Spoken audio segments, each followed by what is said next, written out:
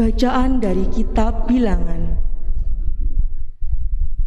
Sekali peristiwa, turunlah Tuhan dalam awan dan berbicara kepada Musa. Kemudian diambilnya sebagian dari roh yang ada pada Musa, dan ditaruhnya atas ke-70 tua-tua Israel. Ketika roh itu hinggap pada mereka, penuhlah mereka dengan roh seperti nabi, tetapi sesudah itu tidak ada lagi. Pada waktu itu, masih ada 2 orang tinggal di perkemahan, yang seorang bernama Eldad, yang lain bernama Medad. Mereka itu termasuk orang-orang yang dicatat, tetapi mereka tidak turut pergi ke kemah.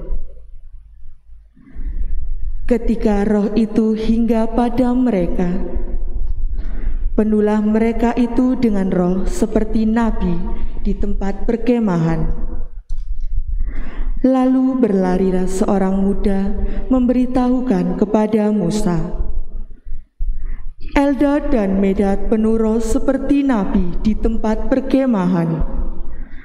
Maka menyahutlah Yosua bin Nun, yang sejak mudanya menjadi abdi Musa, Tuhanku Musa, cegahlah mereka. Tetapi Musa berkata kepadanya, apakah engkau begitu giat mendukung diriku?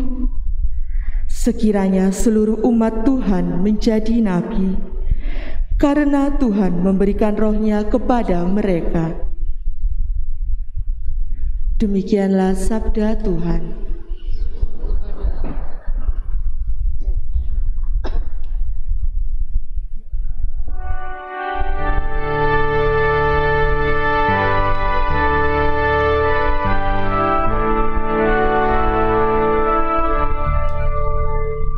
Titah Tuhan itu tepat, menyukakan hati.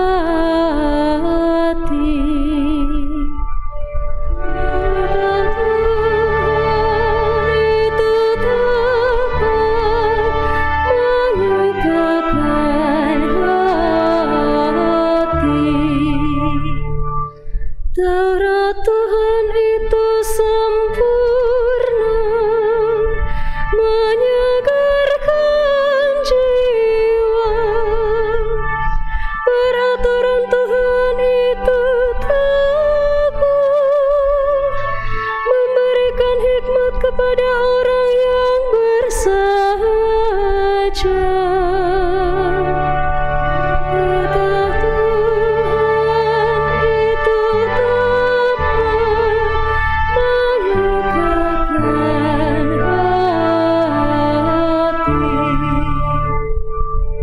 Takut akan Tuhan itu suci, tetapi untuk selama-lamanya.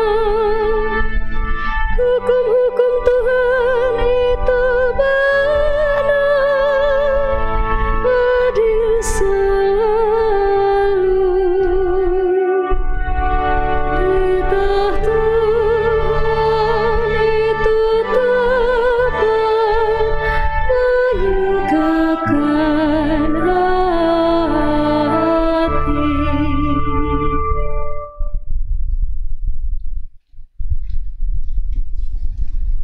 Bacaan dari surat Rasul Yakobus. Hai kamu orang-orang kaya, menangis dan merataplah atas sengsara yang akan menimpa kamu. Kekayaanmu sudah membusuk dan pakaianmu sudah dimakan ngengat. Emas dan perakmu sudah berkarat, dan karatnya akan menjadi kesaksian terhadap kamu, dan akan memakan dagingmu seperti api.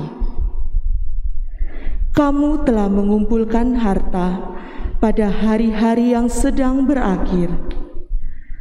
Sesungguhnya telah terdengar teriakan besar karena kamu telah menahan upah para buruh yang telah menuai hasil ladangmu. Dan keluhan mereka yang mencabit panenmu telah sampai ke telinga Tuhan semesta alam. Kamu telah hidup dalam kemewahan dan berfoya-foya di bumi. Kamu telah memuaskan hatimu sama seperti pada hari penyembelihan. Kamu telah menghukum, bahkan membunuh orang jujur, dan ia tidak dapat melawan kamu. Demikianlah sabda Tuhan.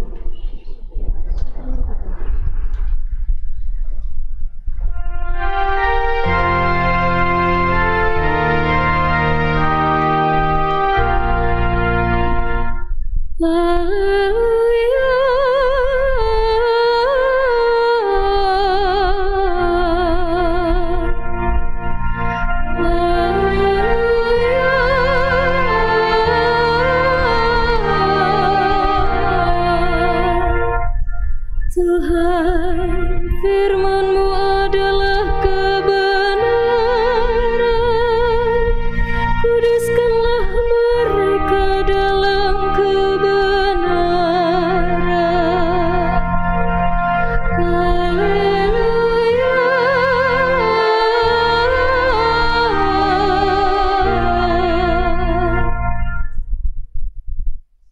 Tuhan bersamamu. Inilah Injil suci menurut Markus.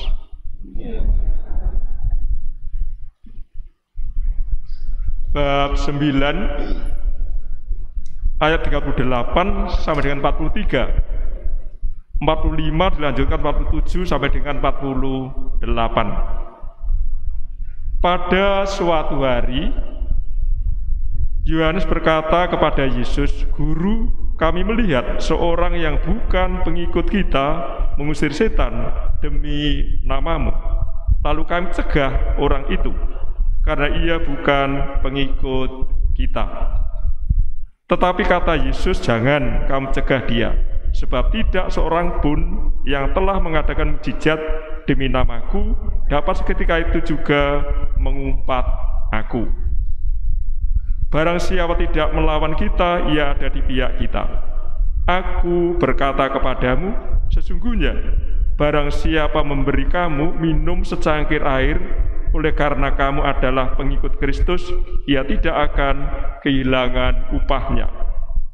Barang siapa menyesatkan salah satu dari anak-anak kecil yang percaya ini, lebih baik baginya jika sebuah batu kilangan diikatkan pada lehernya, lalu ia dibuang ke dalam laut. Dan jika tanganmu menyesatkan engkau, penggalah, karena lebih baik engkau masuk ke dalam hidup dengan tangan kudung daripada dengan utuh kedua tanganmu dibuang ke dalam neraka, ke dalam api yang tak terpadamkan. Dan jika kakimu menyesatkan engkau, penggalah, karena lebih baik engkau masuk ke dalam hidup dengan timpang daripada dengan utuh kedua kakimu dicampakkan ke dalam neraka. Karena lebih baik engkau masuk ke dalam kerajaan Allah dengan bermata satu daripada dengan bermata dua dicampakkan ke dalam neraka, di mana ulat-ulat bangkai tidak mati dan api tidak akan padam. Demikianlah sabda Tuhan. Terpujilah Kristus. Untuk menangkap pesan Injil yang baru kita dengar tadi, saya bantu dengan dua pertanyaan. Yang pertama, siapa para pelaku dalam kisah Injil tadi? Dan yang kedua, yakni apa kata kuncinya? Kata kunci. Akan kita lihat dan kita renungkan, kita jawab satu persatu, mulai dari yang pertama. Para pelakunya. Pelakunya ada Yesus sebagai pelaku utama. Kemudian ada 12 rasul. 12 rasul, coba dari 12 itu kita ingat satu orang, namanya Yohanes. Berarti kita ingat ada Yesus, ada Yohanes, kemudian ada 1-2 orang yang bukan Katolik loh dalam bahasa kita itu. Bukan Katolik, bukan pengikut Kristus, itu para pelakunya. Kemudian kata kuncinya, Yesus melarang para murid 12 rasul jangan menghalang-halangi orang bukan Katolik mengusir setan. Demikian nih kira-kira. Jangan menghalang-halangi orang yang tidak Katolik mengusir setan. Kemudian ada prinsip semacam penegasan, barang siapa yang berbuat baik dapat ganjaran. Tentu kita percaya ini. Juga setuju, yang berbuat baik mendapat ganjaran. Kemudian sebaliknya, barang siapa menyebabkan orang lain berbuat lebih jahat dibandingkan dirinya sebelumnya, orang harus dihukum. Yang terakhir, kita harus berani melepaskan bagian tubuh kita, yang terpenting dari kita, kalau menyebabkan kita berbuat dosa.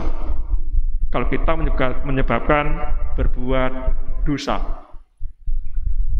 Kisah Injil hari sangat menarik, sangat bagus.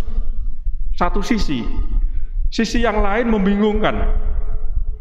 Ceritanya indah, bagus, tapi membingungkan. Temanya awal yakni tentang pengusiran setan. Berkaitan dengan Injil hari ini, saya beri 1-2 catatan. Setelah kita membaca berulang kali, ternyata kita masih bingung, artinya mengerti isinya. Mengerti bahwa Injilnya memang membingungkan.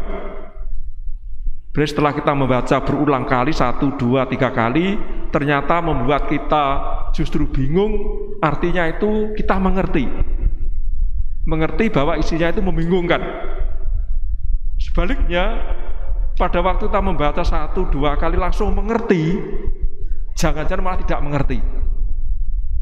Berarti kalau kita membaca langsung mengerti, jangan-jangan malah tidak mengerti dari pesan, dari arti Injil hari ini.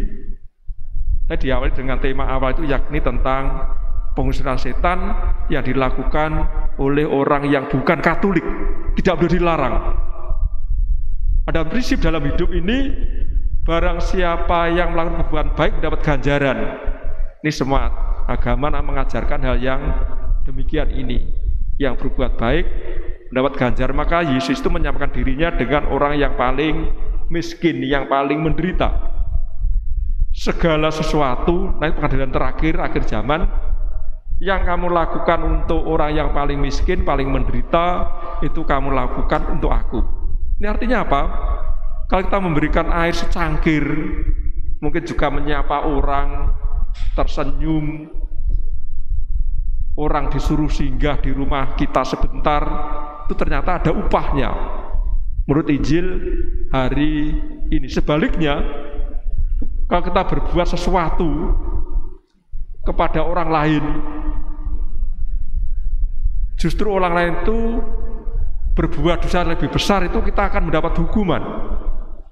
Ini Injil sangat menakutkan. Ya, sebagai contoh, menjadi guru agama atau katekis volunteer, katekumen, justru setelah itu katekumennya lebih jahat dibandingkan dengan kita, atau dibandingkan dengan sebelumnya, kita pasti mendapat hukuman menurut Injil hari ini.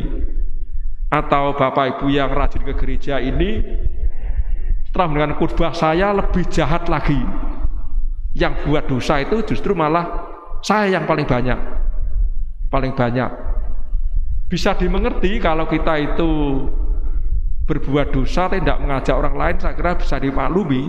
Tapi justru dari perbuatan kita, artinya mengajak orang lain berbuat dosa lebih banyak, yang tidak bisa dimengerti dalam Injil hari ini. Orang yang demikian, kata Yesus, Injil hari ini patut mendapat hukuman.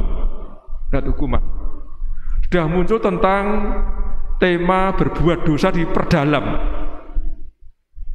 Injil hari ini, bukan dengan tema berbuat dosa.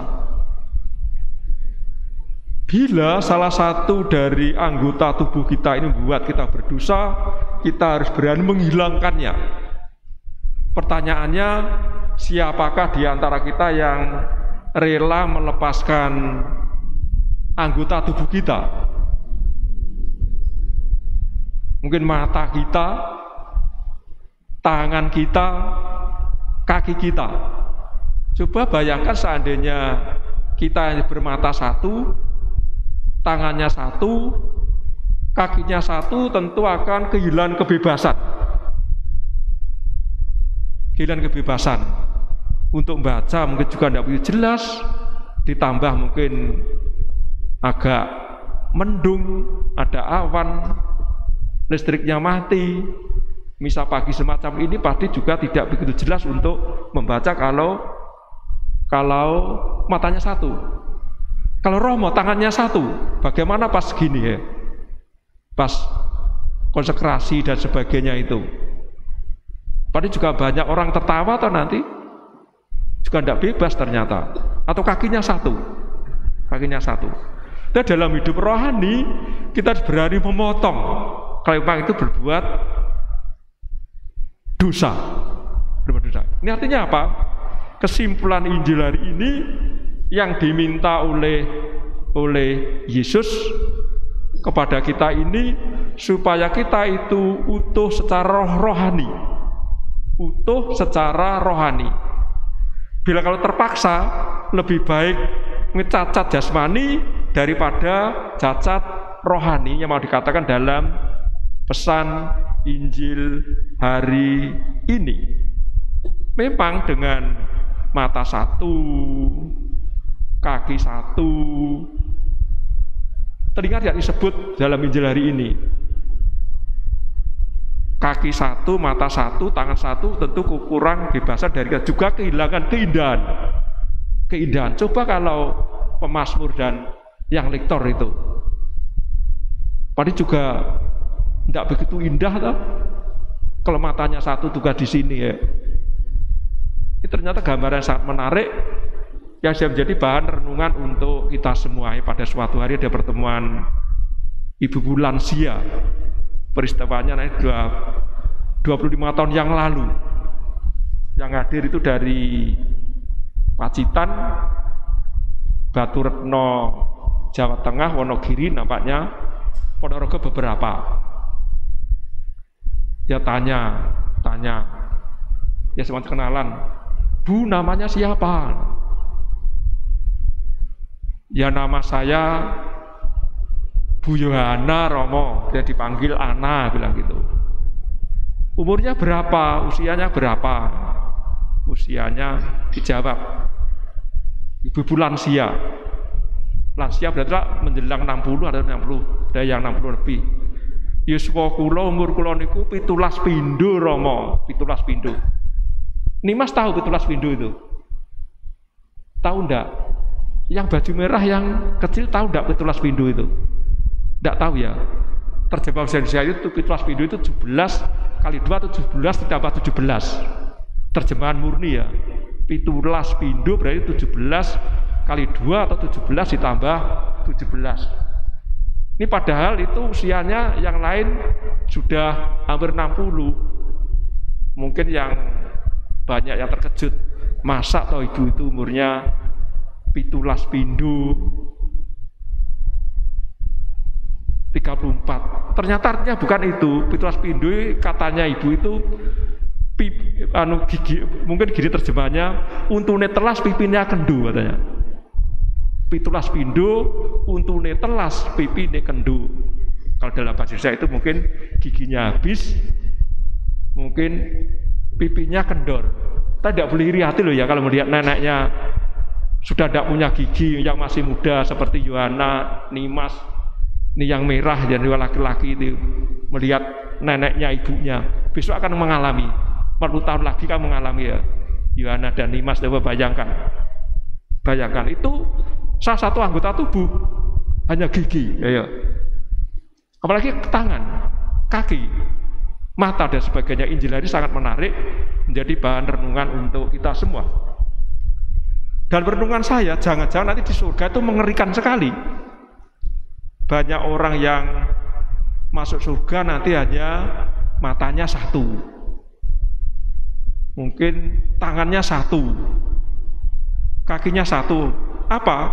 Dari Injil tadi, lebih baik masuk ke surga bermata satu daripada mata dua ke neraka. Demikian. Lebih baik kakinya hanya satu masuk surga daripada kaki dua ke neraka, dan juga tangan. Ini artinya jangan-jangan nanti kita pangkling kalau ketemu bapak Astin Imam, bapak ibu dan juga kur itu di surga, kok wajahnya lain ya. Dulu di Karangpilang bukan demikian ya. Sekarang kok tangannya hanya satu, matanya hanya satu, kakinya hanya satu. Ini sangat menarik menjadi bahan renungan untuk kita. Saya kira tidak demikian. Tidak. Kebetulan bulan ini adalah bulan September. Nanti minggu-minggu ini tanggal 30 nampaknya peringatan wajib Santo Hieronymus, ini ahli kitab suci, yang menerjemahkan dari bahasa Ibrani, Yunani menjadi bahasa Latin, namanya yang kita miliki sekarang ini. Apa kata Hieronymus? Barang siapa yang tidak mengenal kitab suci tidak mengenal Yesus. Barang siapa yang tidak mengenal kitab suci tidak mengenal Yesus. Ini penting untuk kita. Pada hari itu saya punya kisah pendek dari judul yakni Menghisap Perjanjian Baru. Menghisap Perjanjian Baru. Peristiwanya terjadi di Pulau Kalimantan. Ada seorang bapak, sebut saja namanya Bapak Linku. Linku kalau sini ya, kalau ibu ya bisa Ibu Katrin. Seringkali saya menggunakan contoh Bapak Bejo atau Bapak Pecok, itu sana namanya Linku. Ketemu dengan Romo dari Eropa, dari Belanda. Diberi hadiah kitab suci Perjanjian Baru. Bapak Linku betapa bahagianya, betapa gembiranya. Apa tanggapannya dalam hati? Lumayan, bisa untuk beberapa minggu. Berarti kitab suci Perjanjian Baru ya semacam ini, sebesar ini, bisa untuk beberapa minggu. Apa artinya? Ternyata mulai halaman pertama dibuat untuk rokok. Untuk rokok itu disobek. Untuk buat rokok itu setiap hari. Maka bisa digunakan untuk beberapa minggu. Coba kalau ini sepanjang ini bisa 1 bulan atau lebih mungkin. Jadi mulai dari Injil Matius itu ada 28 bab, 1 hari 1 lembar. Kemudian Injil Markus 16 bab juga habis. Kemudian Injil Lukas 24 bab juga habis. Artinya apa? Tidak lama, mungkin hanya beberapa hari, ternyata Injil Matius, Injil Markus, Injil Lukas dilahap oleh api. Kemudian pada waktu memasuki Injil Yohanes, tiba-tiba mau nyoba ada kata-kata demikian. Pada awalnya adalah firman. Pada awalnya adalah sabda Allah. Kita juga tidak tahu artinya, sobek lagi, dibuat rokok lagi. Besoknya juga demikian, disobek lagi, dibuat rokok. Tidak boleh ditirukan ya, yang rokok tidak punya rokok nanti nyobek kitab suci nanti. Kemudian hari berikutnya menemukan kata-kata Allah yang Maha Kasih. Allah yang Maha Kasih tidak jadi disobek. Karena apa? Yang dimengerti selama ini bukan Allah yang Maha Kasih, justru manusia harus mengasihi Allah. Allah harus dijaga, Allah harus dihormati. Maka ada pohon besar diberi sesaji supaya tidak marah, tidak ada bencana, tidak ada hujan, tidak ada kemarau panjang, supaya airnya lancar, tanahnya subur. Maka harus menjaga Allah tidak marah. Maka ia dibaca, menemukan teks, begitu besar cinta kasih Allah akan dunia ini, sehingga ia mengutus Anak yang tunggal supaya tidak dibinasa, melainkan memperoleh hidup yang kekal. Dari kata-kata ini, ia menemukan pandangan Allah yang lain, bukan Allah yang dijaga, bukan Allah yang harus dihormati. Ya memang dihormati Allah seperti pada umumnya sebelumnya.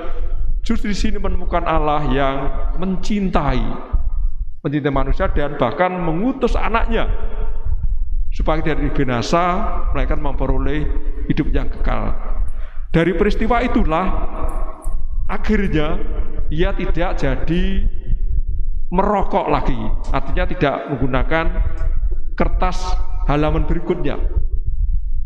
Kemudian Bapak Linku itu mencari Romo sampai ketemu, minta lagi kitab suci Perjanjian Baru, sekarang bukan untuk bahan rokok tapi untuk dibaca. Untuk dibaca ceritanya ya, cerita yang saya buat menurut cerita. Juga dengan bulan kitab suci hampir berakhir ini dan juga pengalaman Bapak tadi bisa menjadi bahan renungan kita semua. Betapa pentingnya kitab suci bagi kita orang Katolik. Apa kata Santo Hieronymus, seorang ahli kitab suci, butuh waktu 30 tahun untuk menerjemahkan itu. Oleh Paus dikirim ke Bethlehem, tempat Yesus lahir, di sana 30 tahun menerjemahkan kitab suci. Mungkin namanya sampai sekarang ini terjemahan yang digunakan sangat bagus tentu. Apa kata Hieronymus? Barang siapa tidak mengenal kitab suci, tidak mengenal Yesus. Jangan-jangan nanti kalau kita tidak mengenal kitab suci, ketemu Yesus, ini siapa ya ini? Jangan-jangan demikian. Maka dari itu, hari-hari yang terakhir ini supaya digunakan dengan sebaik-baiknya dalam bulan kitab suci. Sekali lagi saya ingatkan, barang siapa yang tidak mengenal kitab suci berarti tidak mengenal siapakah Yesus itu. Berkat Allah menyertai kita semua. Kita berdiri, kita ungkapkan iman kepercayaan kita. Aku percaya akan Allah, Bapa yang Maha Kuasa, Pencipta langit dan bumi, dan akan Yesus Kristus, Putranya yang tunggal Tuhan kita, yang dikandung dari Roh Kudus, dilahirkan oleh perawan Maria, yang menderita sengsara dalam pemerintahan Pontius Pilatus, disalibkan, wafat dan dimakamkan, yang turun ke tempat penantian pada hari ketiga bangkit dari antara orang mati, yang naik ke surga di sebelah kanan Allah Bapa yang Maha Kuasa. Dari situ ia akan datang mengadili orang yang hidup dan mati. Aku percaya akan Roh Kudus, Gereja Katolik yang kudus, persekutuan para kudus, pengampunan dosa, kebangkitan badan, kehidupan kekal. Amin.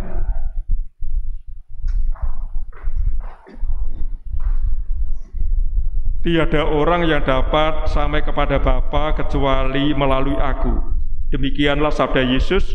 Maka marilah kita berdoa dengan perantaraannya. Bagi Gereja Kristus, ya Bapa, semoga gereja selalu mewartakan kabar baik kepada kaum miskin, serta membebaskan orang-orang yang tertindas seturut teladan Kristus. Marilah kita mohon. Bagi bangsa-bangsa yang kaya, ya Bapa, semoga bangsa-bangsa yang kaya tidak terus-menerus mengeksploitasi negara-negara miskin, melainkan mendampingi mereka untuk mencapai perkembangan dan kesejahteraan manusiawi dan jasmani. Marilah kita mohon. Bagi sesama kita yang dalam kesulitan, ya Bapa, semoga hati dan tangan kami terbuka untuk membantu sesama kami yang sedang dalam kesulitan, serta mengembalikan kepercayaan mereka akan keadilan dan persahabatan di antara manusia. Marilah kita mohon. Bagi umat Kristiani di sini dan di mana saja berada, ya Bapa, teguhkanlah kami untuk berani mengutamakan kerajaan-Mu yang terungkap dalam karya kasih terhadap sesama kami, khususnya mereka yang sakit dan lanjut usia, mereka yang sendirian dan kesepian, serta semua orang yang menderita. Marilah kita mohon. Kabulkanlah doa kami ya Tuhan. Mohon perlindungan dari wabah corona. Ya Bapa, pandangilah saudara-saudari kami yang sakit akibat pandemi virus corona. Jamalah dan sembuhkanlah mereka yang berharap akan pertolongan-Mu.